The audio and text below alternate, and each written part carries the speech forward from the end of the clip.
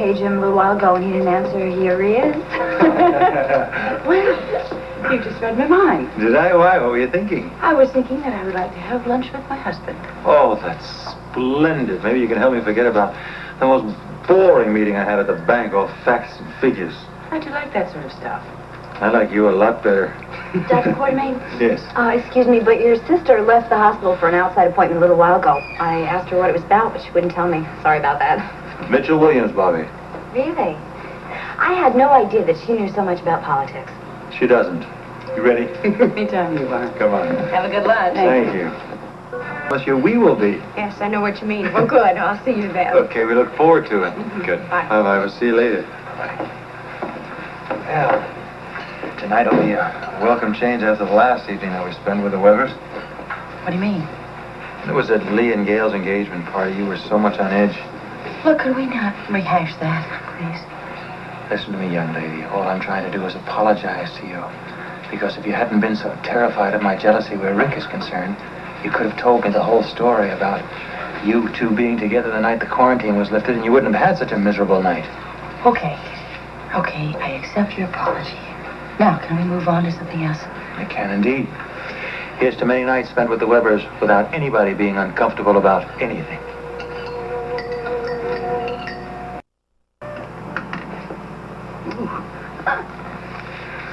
I just wanted to tell you that I was completely open with Peter at our first session. I told him everything that I had done to undermine Rick in the past few weeks. Well, I'm sure that wasn't easy for you. I really admire your courage to be so honest with someone that you see socially, too. I'll do everything I have to get your trust back again, Monica. Everything. Excuse me.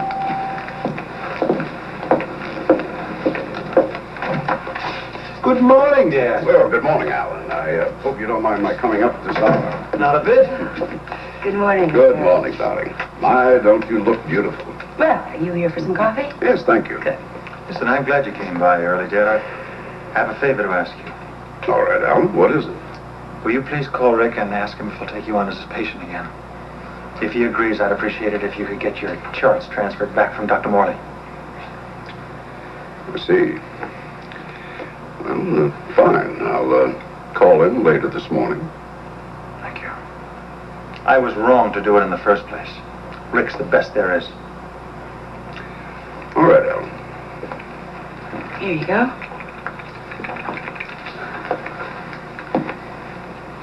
Thank you. Thank you. What a fool I was to think you could have ever been unfaithful to me.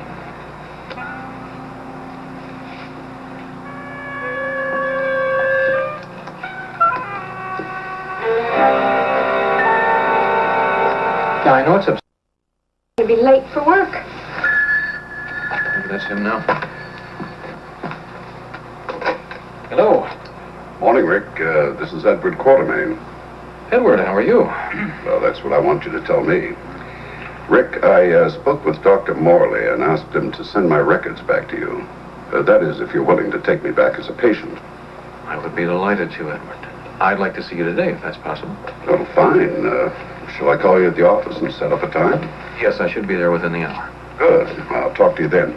Hold on a moment, Rick. Alan wants to say something to you. Thank you. Hello, Rick. Morning, Ellen. I just wanted to thank you and Leslie for such a lovely evening. We enjoyed it, too. In fact, we were just talking about it. Do you want to talk to Rick? What? No, I'll talk to him later, Leslie. Listen, Rick, I hope that you understand the reason for my father calling and also the reason why he transferred in the first place. Yes, I do, Ellen. Thank you. Thank you. I'll see you later. Right. Goodbye. The hospital to assist Rick in an emergency surgery last night. She hasn't been back since? No. Maybe that's her now. Excuse me. Hello? Hi, Ellen. Oh, I was hoping it was you. Well, I would have called earlier. I just haven't had a chance.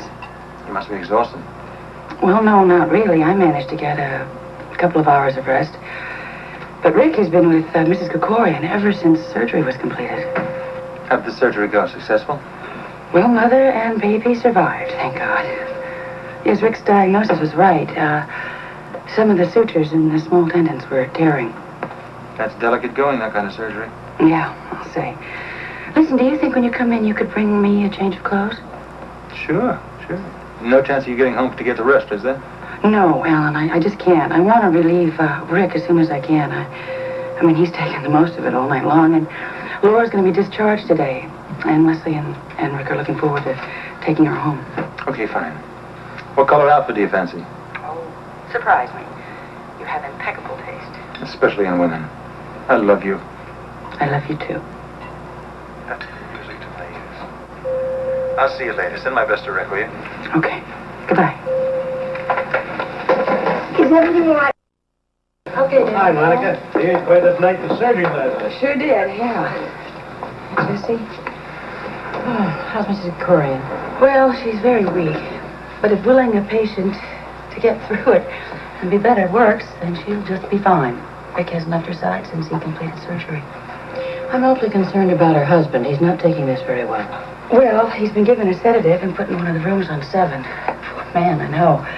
I think this is the first time he's gotten some sleep in days. He was almost hysterical when they took his wife to OR last night. That was all Rick needed on top of everything else, right? Oh, you said it. He certainly had enough pressures without that. Hello, my darling. Oh, hello. You're a lovely Hey. sight first thing in the morning, aren't you? Hardly. I thought you'd be relieving Rick by this time. Oh, well, I tried, but he refused. He said he wasn't going to get any rest anyway, so I gave up. I say, excuse me a second. Jessie, is Tracy in the office yet? Oh, yes, she is. Thank you. Excuse me. I may just have to fire her this time. What? What happened? Mother told me that Tracy's got Dad all involved with Governor Stevens, and he's trying to get him to exert pressure on him for Mitch Williams' sake. Alan, that's awful. He can't get deeply involved in anything in his condition. That's exactly it. He had practically no sleep at all last night after a long telephone conversation, and the first thing this morning, he's back on the telephone again. Well, Alan, you just got to talk to him. Talk to him. I've got to talk to her. I am not going to stand idly by and watch her kill my father just to get her boyfriend elected. I'm not going to stand for it this time. All right, I understand your anger. It's perfectly justified. Just, Alan, take it easy. I mean, let's not have Tracy any more bitter toward us than she already is. The hell with that, Monica. She can't do us any harm this time. You have been completely honest with me. You've got nothing to hide, right? Right. All right. Well, that's our best protection, isn't it? Yes. I've got to run. Goodbye. Oh, that's wonderful. Oh, really? I mean, I know how hard you worked to get that cardiac wing operational as soon as you could. Okay, that's the good news. Now, let me give you a little bit of gossip that my dear sister is circulating around this hospital. She's saying that Rick was incapable of completing surgery one night and had to hand a scalpel over to you.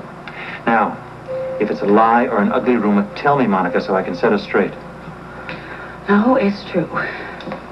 Now, look, you've got to keep this in perspective. I mean, the tensions had just gotten too much for Rick. He'd completed the surgery just about. I mean, it was delicate. It was brilliant. All he did was leave it up to me to close. I see. Do you? Hmm. Really? Well, I hope you won't say anything about it. And now you know why Mrs. Krikorian's case is more important than ever to him. Tensions.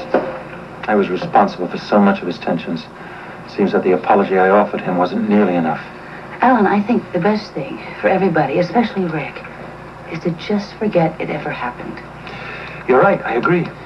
Well, I'm going to go to Steve. I'm going to tell him about the vicious gossip. If anybody can get Tracy to keep her mouth shut, it'll be Steve. I'll see you later. Okay. Hello! What's all this? I decided to bring you breakfast in bed. Well. Actually, I decided to bring us breakfast in bed. That's absolutely lovely. It's really beautiful. Listen, I'm the one that should be doing this for you after the day and night you had at the hospital. Oh, I'm there. I was very happy to take over for Rick so he could go home with Leslie and Laura. Have you spoken to him since? Yes, I called him to give him a report on our patient and tell him that Cunningham was relieving me. How's Laura feeling? Well, he said she was fine. I'd only talked to him briefly. For you. Thanks. Goodness. What a good cantaloupe you make it. Mm-hmm. All by myself. Listen, have you thought any more about us moving into the new house? Yeah, I have. I really think that we should be awfully sure that everything is fine between us before we make a big move like that. You must be feeling more confident about us now, Monica. Well, yes. I guess we both learned an awful lot from what happened. I know I have. Just having you here has proved to me just how empty my life was without you. And then I think about the anger and the jealousy that I went through, and sometimes I'll pass by Rick and have a look at him, and I don't know how in the world that I ever thought that you and he made love together that night that you spent together. You know, I think a really big step would be for us to just wipe that out of our minds, not even refer to it. I mean, talking about it, Alan, just keeps it alive. Yes, perhaps. It was an awfully unhappy period for all of us. And I would like it if we could just forget about it. And we will. Listen, it's time for the morning news and weather. You mind? No, go ahead. Thanks.